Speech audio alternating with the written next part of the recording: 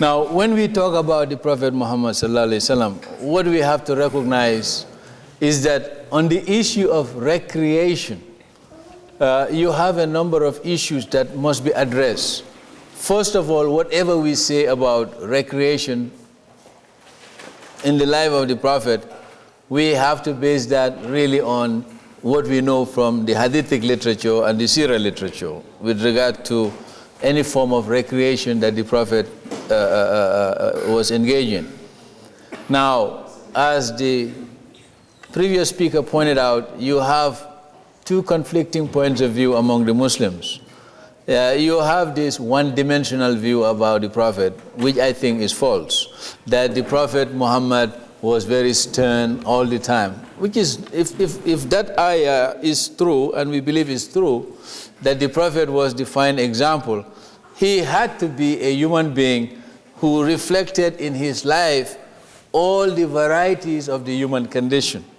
And I think that is more realistic. The Quranic ayah which says that the Prophet Muhammad was the finest example for Muslims to follow, because the Prophet would embody in his behavior and in his life the fact that he reflected the diversity of the human condition. From the Hadithic literature, we know that the Prophet was smiling most of the time, as it is reported. Now, so he could not be that stiff, upper lip, tough guy, like image that many Muslims would like to create, that he was always very grim. That's not the image of the Prophet that you get from the Quranic understanding and from the Hadithic literature.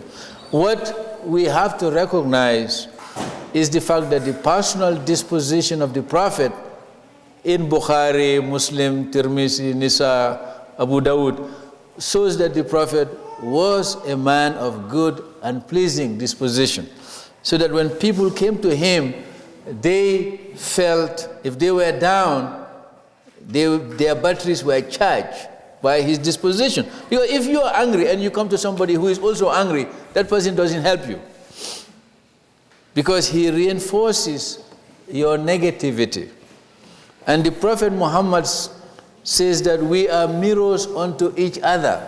We are mirrors unto each other. And that becomes very important, because if I am a mirror to you and you are a mirror to me, I have to make sure that the best of you comes out.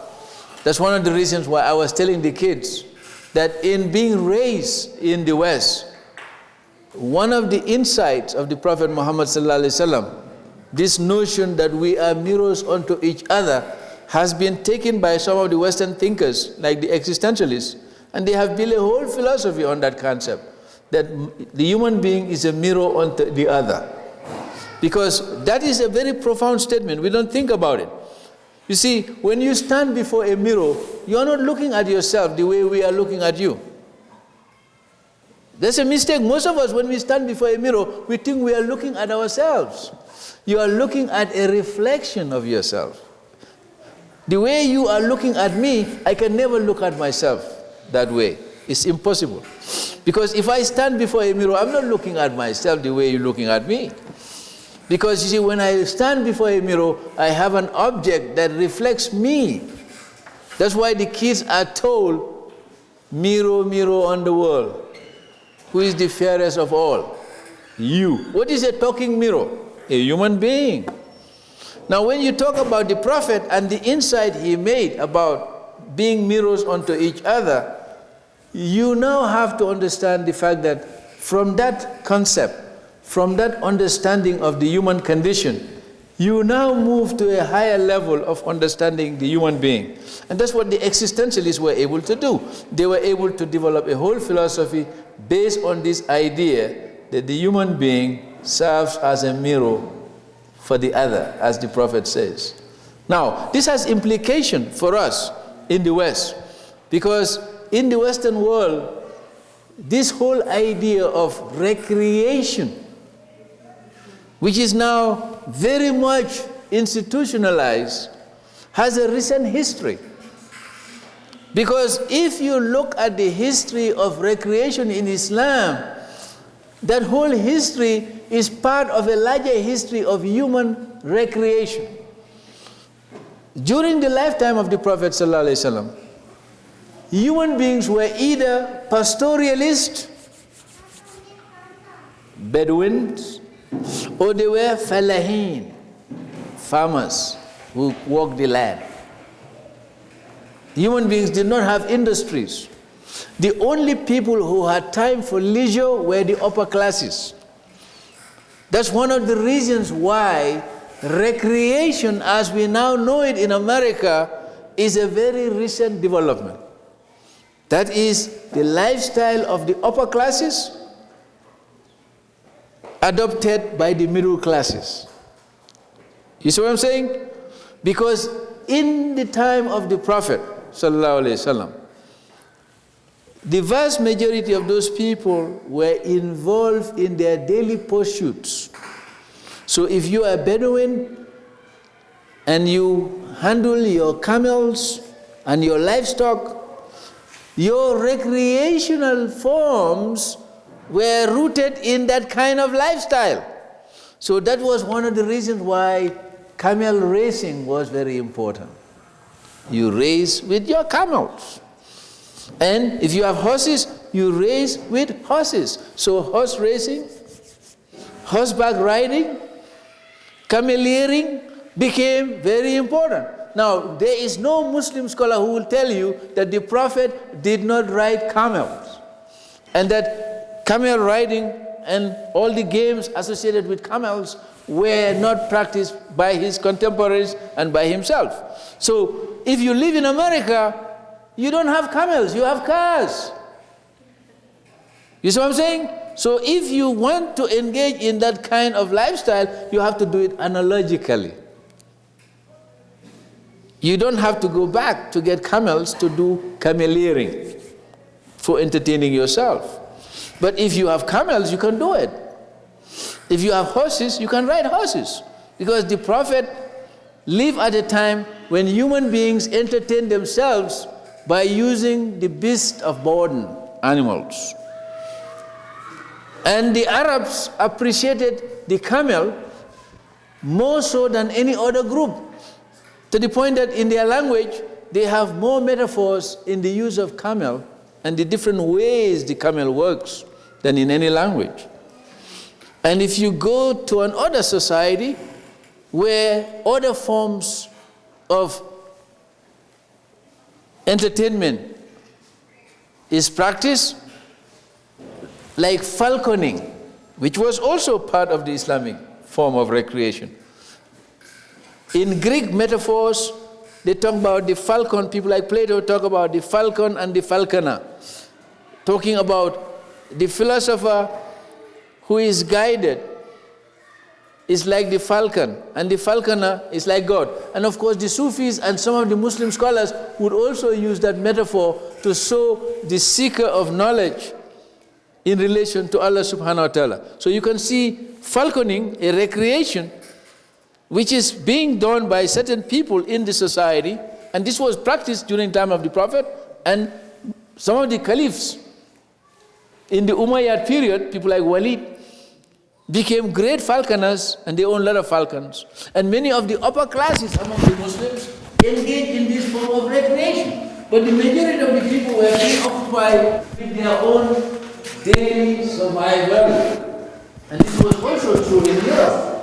So the kind of entertainment that was most available to these Muslim contemporaries would be entertainment with musical instruments. Now, we have in the Islamic community today, especially in the last century and the beginning of this century, very stiff Muslims who don't want to move even their muscles to have any kind of fun. And this was best exemplified by the Wahhabi school, to the point that they ban any form of music.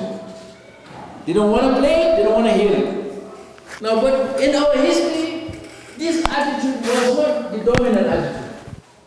Because in the earlier Islamic history, Muslim scholars were able to quote from Bukhari and from the Sirah to justify the playing of musical instruments. And the Hadithic literature, which is cited often by our scholars, was in Bukhari, when you had some Ethiopians, I'm sure all of you are familiar with this, playing musical instrument and with their other gadgets they had in their hands, dancing and playing music. Aisha wanted to watch what was going on, and who was sealing him and looking on? The Prophet Muhammad himself. Now, of course, that particular hadith had been the bone of contention between the Wahhabi school, who are very grim in their understanding of the life of the Prophet, and the more open and accommodating Muslim scholars who would say, why would Bukhari report this? If the why didn't the Prophet just say to Aisha, sit down, we don't watch that? He didn't do that. So for that reason, some of the scholars have used that, and many others, to illustrate that the Prophet indeed sanctioned forms of entertainment that were not Quranically negative. That's the key word here. If the form of recreation and entertainment makes us laugh and we are happy with ourselves, but not subversive, that was okay. But if the form of entertainment become very seductive, very degrading, very salacious, and very dunyaistic, that's a word I coined.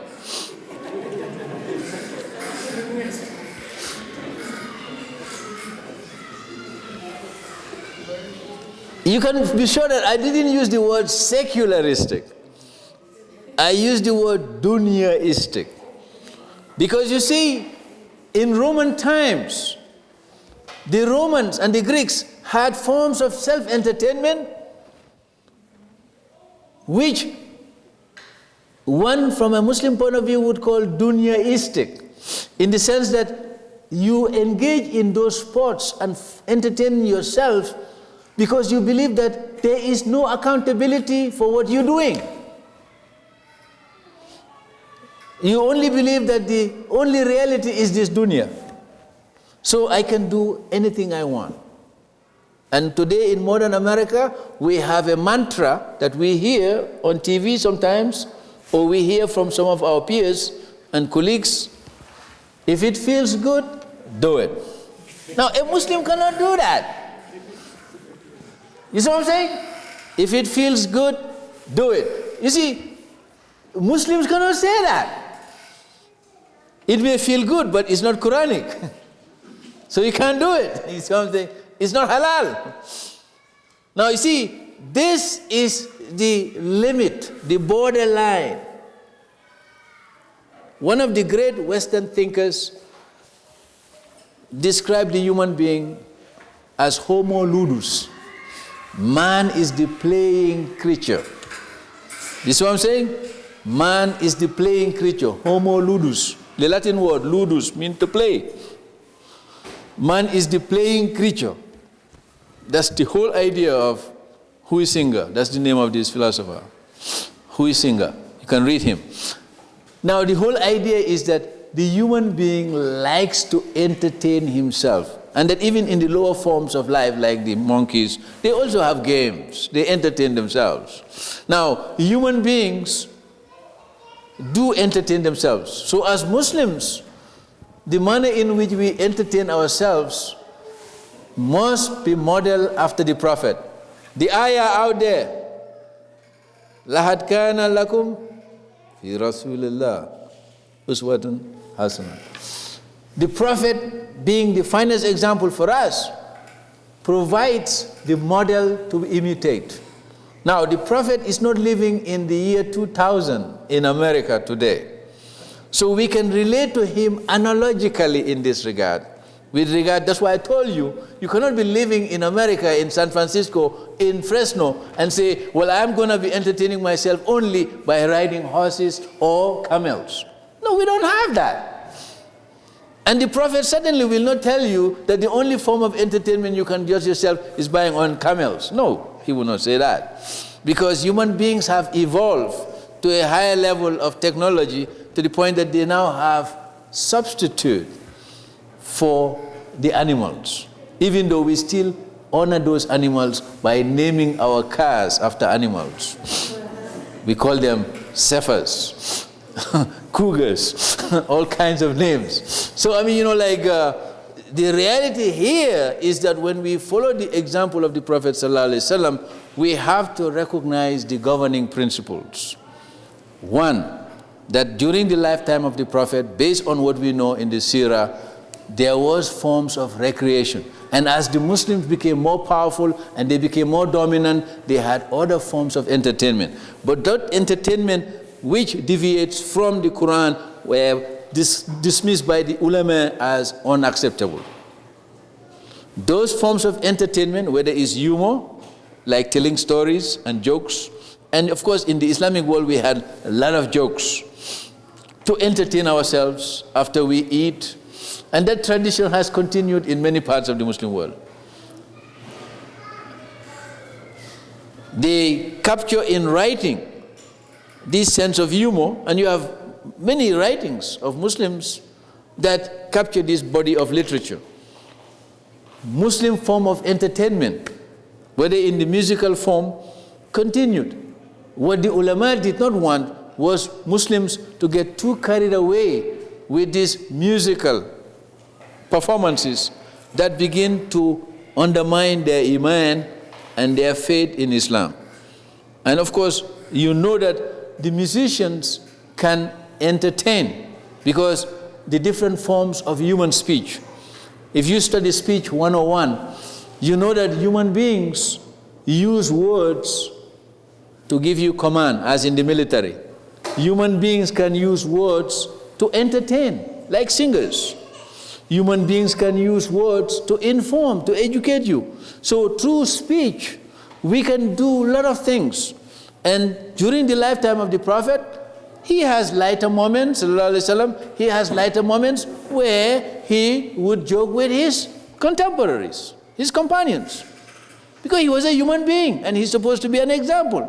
So all the forms of speech were used by the Prophet sallallahu alaihi wasallam. So if you read your speech 101 introduction, you will see all the different forms of human speeches. The Prophet used them, but he stayed away from 4-letter words.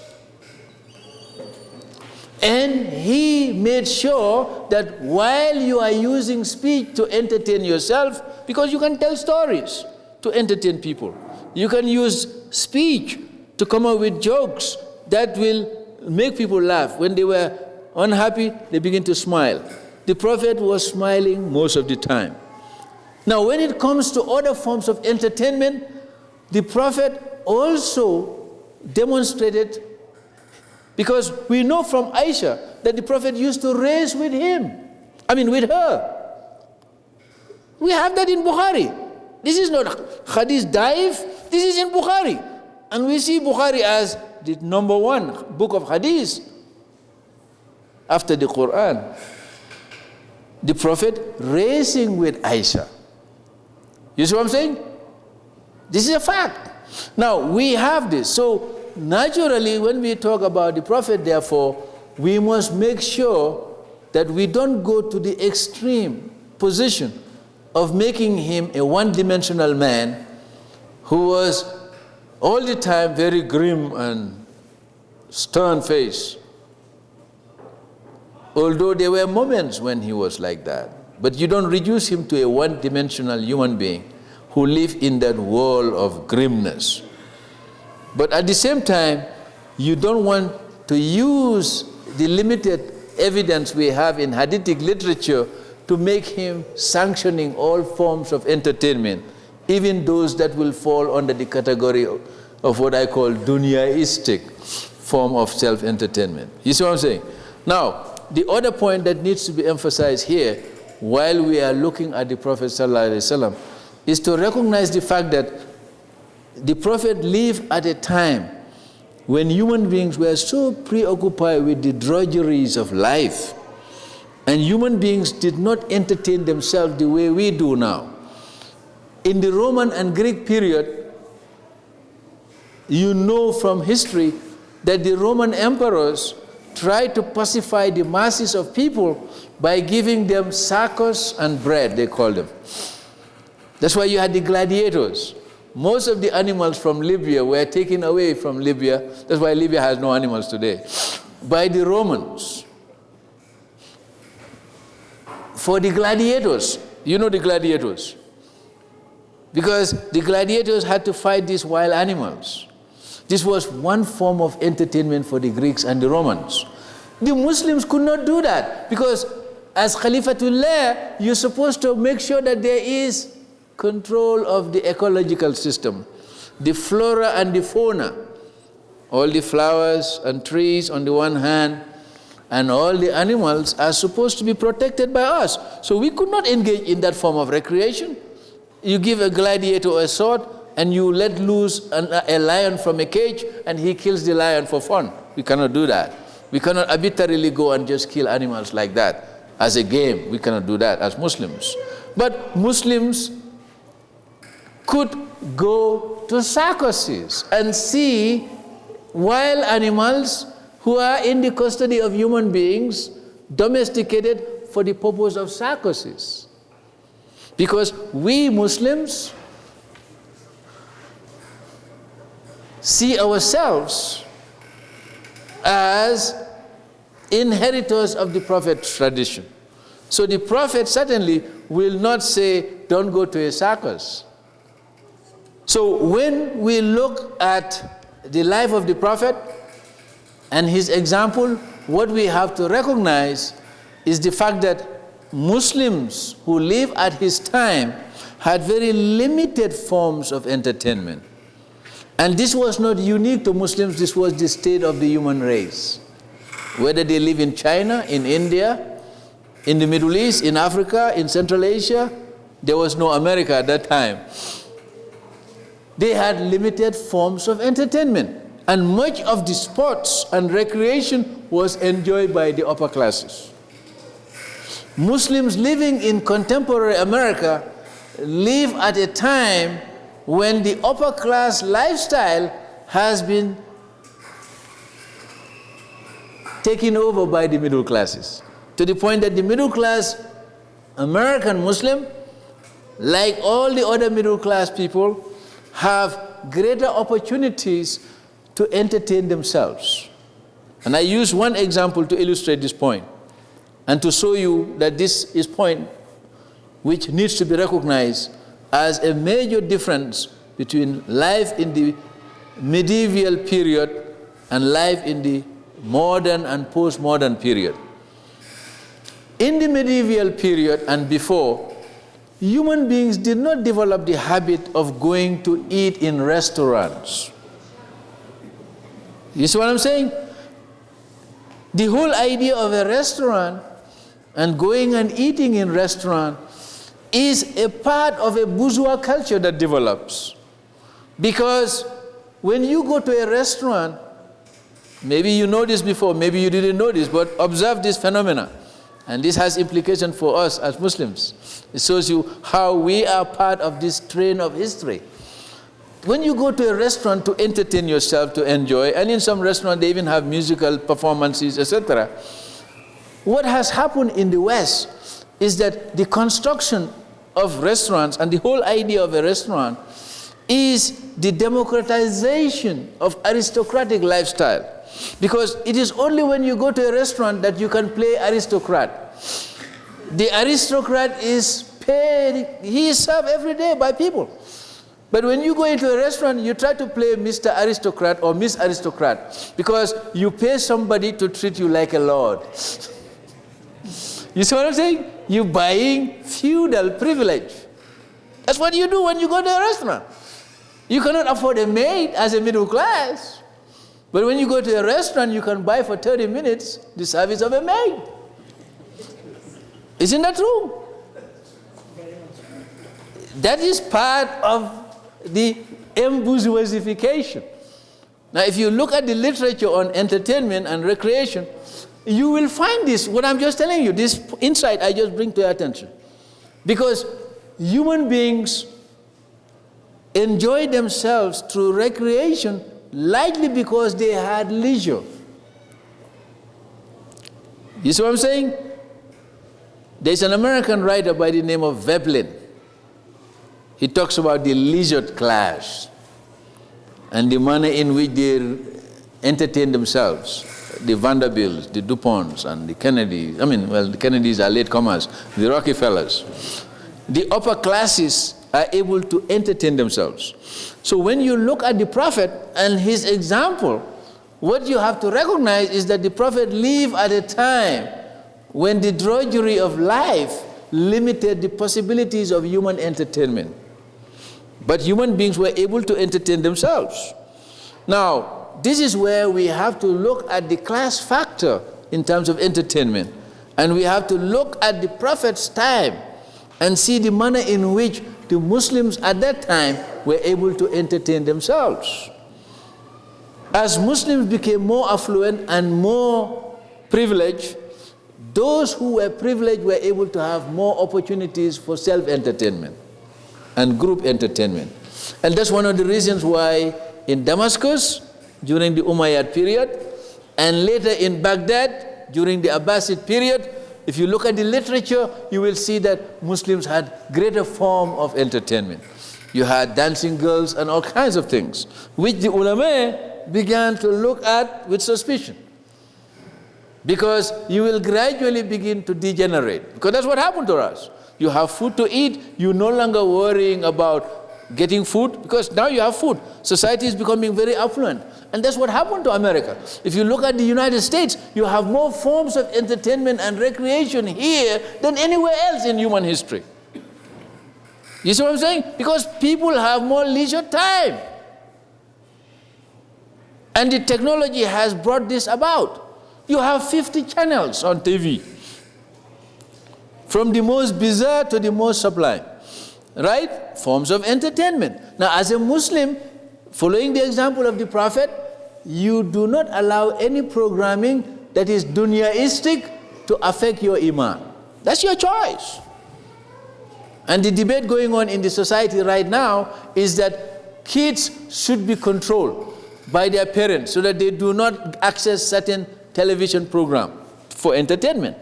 As Muslims, we have to follow the example of the Prophet, in the sense that the Prophet's example was defined historically and circumstantially by what existed at the time. Secondly, the Prophet's example was dictated by Quranic consciousness, to the point that human beings can laugh, they can joke, they can entertain themselves, as Isa was watching those dances, but you must not deviate from your Quranic teachings with regard to the human being in this dunya. So finally, what I would say therefore is, and I wonder what Jamal would have said, because giving this lecture for him, I'm substituting for him here. I would say that as Muslims, what we have to recognize is the fact that we must locate ourselves in contemporary history. We must know what human beings have done in the past to entertain themselves, and we see to what extent those forms of entertainment done by humans were in keeping with Quranic teachings. So as we look at forms of entertainment, and we have varieties of entertainment in our society today, and one thing I tell Americans, non-Muslims, when I give lectures in places where you have most of them are non-Muslims, or all of them are non-Muslims, is that in the United States we have evolved in our form of self-entertainment to the point that we can become terribly hedonistic, terribly individualistic. And I will tell you the symbol of this hedonistic individualism evident in self-entertainment: the Walkman.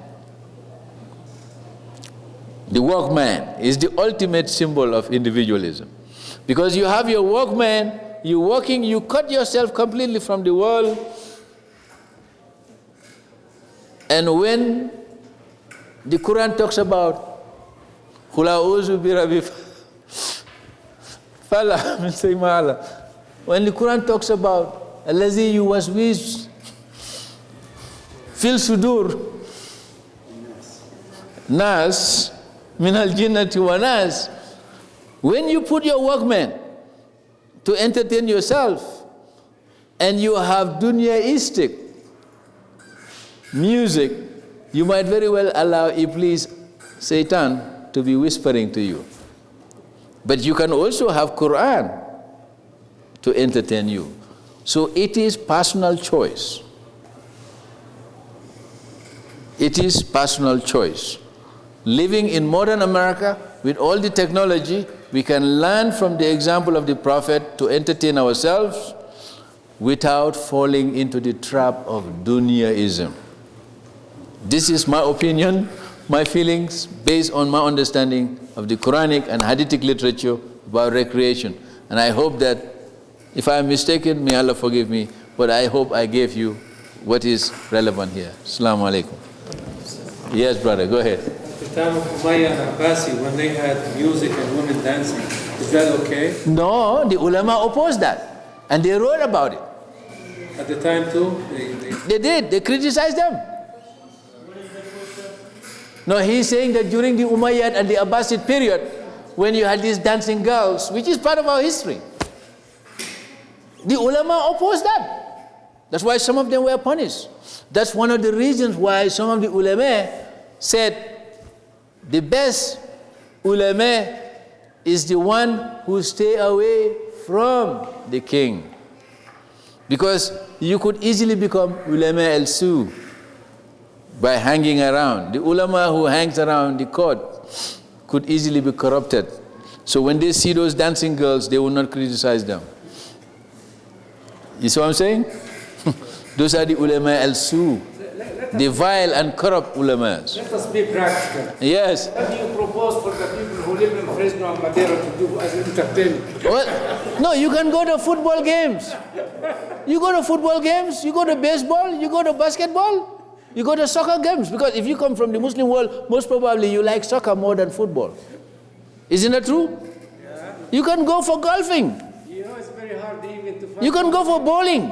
You know, it is hard to find somebody to talk to, let alone play together. Well, I mean, no, but the point is this though. But don't you have access? Don't you have access? You have friends. If you don't see them and talk to them verbally, you talk to them electronically through the net. It's cold. That one is cold contact. You want to have warm contact. You want to have, that's why the telephone is warm contact, whereas the internet is cold contact. You see what I'm saying? You can still entertain yourself that way. But these are the realities. Yes, sister. The same principle may apply to movie theaters. The principle applies to movie theaters and video games. As long as they don't keep you away from your iman, as long as they're not against Quran. Well, I mean, that is the Quranic principle. That's the most important point. If you have a movie which deals with life, but does not create any kind of temptation, or does not in any way plant seeds of disobedience to Allah. I mean, why do you, even in America, liberal as America is, why do they have parental guidance? PG, why do they have that? Because there is the belief that some of the contents are harmful to children. As a Muslim, you should be able to have Muslims who can preview and say, this is not good for our people. And they don't have to watch the movie. They read the book. You see what I'm saying? You don't have to watch the movie, because the movie gives you audio visual, which is more destructive than the printed word that you read. Now, if the book is haram, that book shall not be, if it is captured in music, in movie or musical form, it's haram, it's not acceptable. You know, what kids nowadays, what they complain is that, like, if they are Muslims, that they are just expected to read and stay home and, you know, don't have anything else to do outside. Well, you see, the problem for the Muslim kids is that they live in a society where they're a minority. And the people who control Hollywood, they don't believe in anything anyway. And that is the tragedy, that Hollywood screenplay writers and directors do not believe in anything, but their target audience believe in something. So you become a hostage to these people in Hollywood. Now, if you have people who are Islamically conscious or who are Christians or committed Christians and Jews, and they screen out of those movies some of the things that you now see as legitimate items in the film industry, then of course Muslims will have no problem. Once upon a time, America was like that.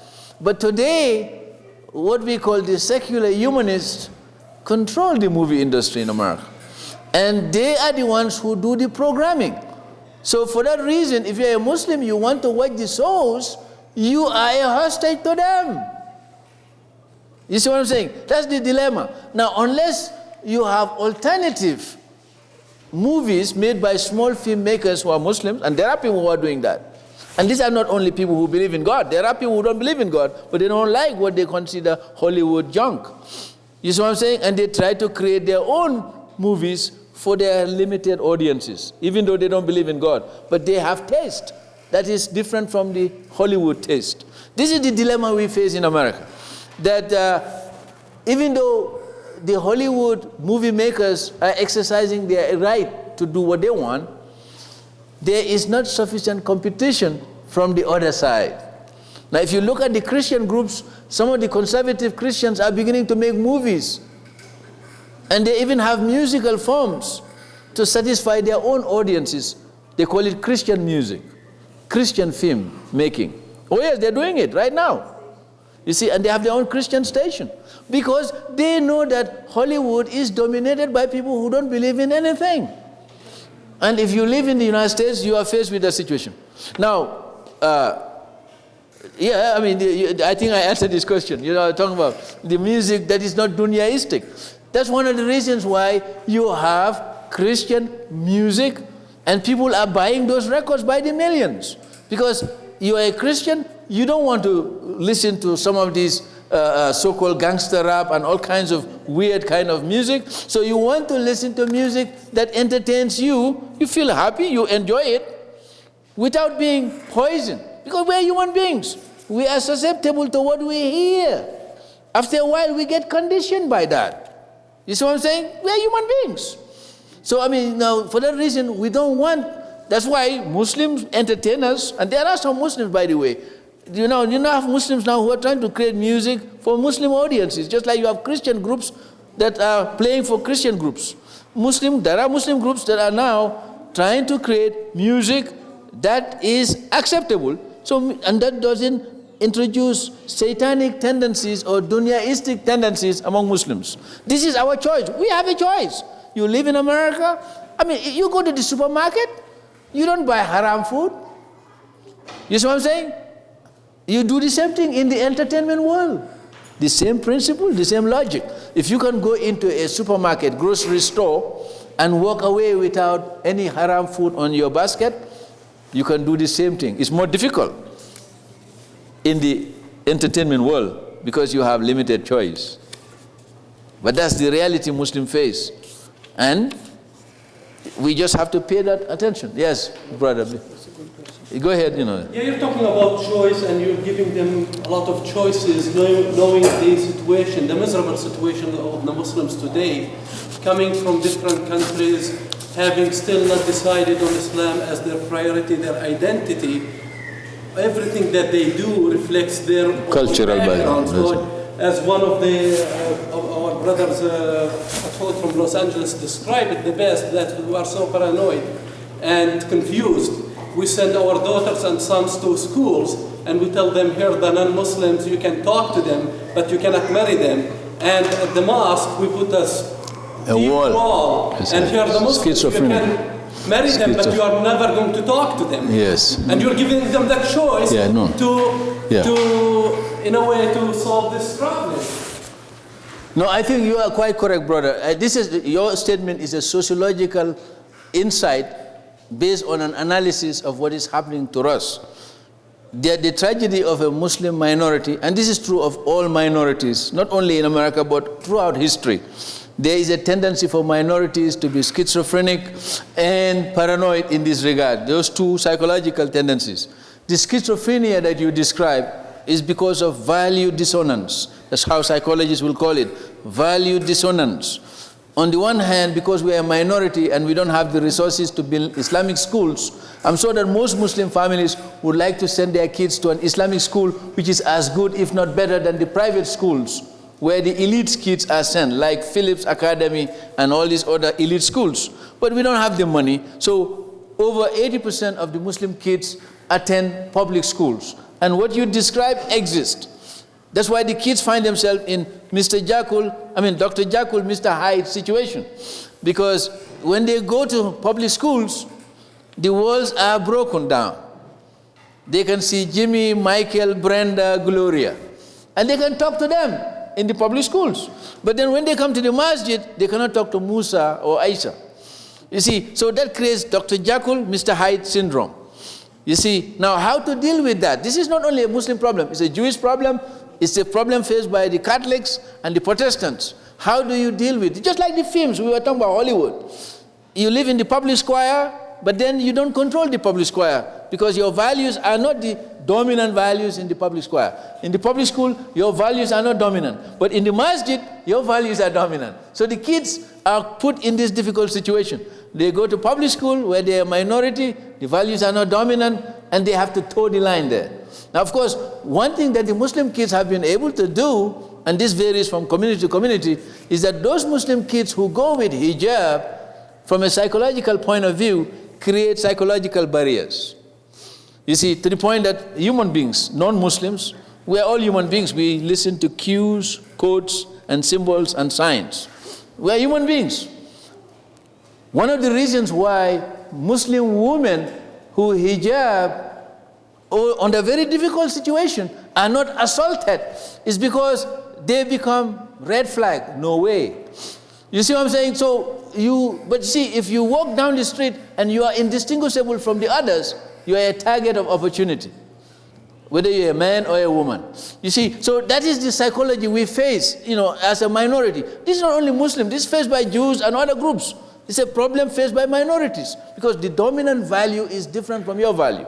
The other point you raise is that these kids who go to public school and they meet Jimmy, Brenda, Michael, etc., they are more exposed to these other groups.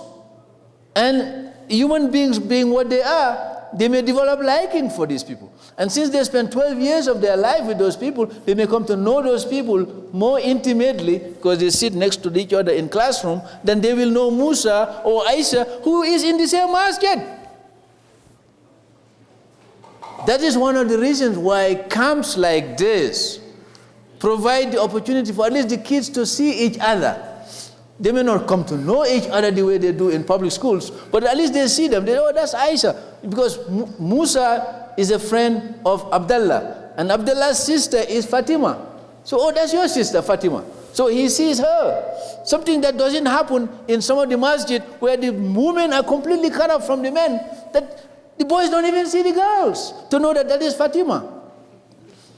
We don't want them to be lobby-dobby the way they do elsewhere, but at the same time, we don't want them to be completely cut off to the point that the non-Muslim kid has advantage over the Muslim kid because of this state of affair. No, it's a good point. And our leaders, our imams, our scholars have to deal with this, and the parents have to deal with this issue.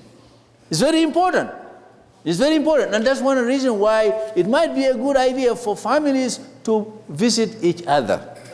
That Dr. Said said, they have to visit each other, like he's talking about. They have to visit each other, so that if you have a family, they have 2 daughters, the other family, they come and visit. This way the kids know each other. At least they have visual contact, they know each other. And this way, when it comes for them to get married, they can say, yeah, I met Fatima.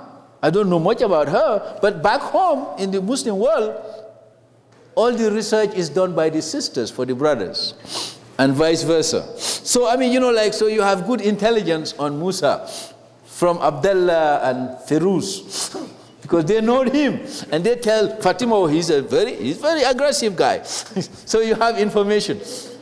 You see what I'm saying? So that is the way. But here, if we follow individualism of the culture, then we will destroy ourselves because we live in our own cocoon. And then we meet socially and communally at the masjid or at the Islamic center. We have to create interaction between families. And this way we create opportunities for greater understanding and knowing of the kids. Picnics of families. You know, families going out for picnics. So you have 3, 4 families, they go together, the kids play with each other, they know each other. That creates bonding. But if we want to live in our own apartment, the way we do now in America, non-Muslims, that you don't even know your neighbor, even though you live in the same apartment for 5 years, then we have problems. And this is where Islamic values on communalism should replace individualism as we know it in America. This way we survive as a community.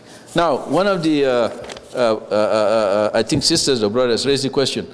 Our kids, sons and daughters, want to get involved in sports, school teams, volleyball, basketball, in respect to uniforms. What is your opinion? Now, this becomes a tricky issue, but I think what the problem is going to be really is not the kids participating. The problem is if the school administrators are like the French, they may not like our kids coming in hijab and play. In Iran, the kids are playing basketball, volleyball, the girls. I mean, and they have their respective Islamic dress. But of course, that's a government saying you accept us, whether you like it or not. If you want to have a game between America and Iran. Well, in America here, or in France, in America, I think the kids, Muslim kids who want to play volleyball and they dress Islamically, they can get their way because I think the Supreme Court will support them. You see what I'm saying? I think the Supreme Court will support them to do it because that's their beliefs. You see, but in France, of course, they cannot get away with that, the French government. But I think in America, they can get away with it. So it depends on the administration, the school board. The Muslims must always remember that they can have fun, but let them have fun not in a dunyaistic manner which negates their Islam. I think we can end with that. That's right. Assalamu alaikum.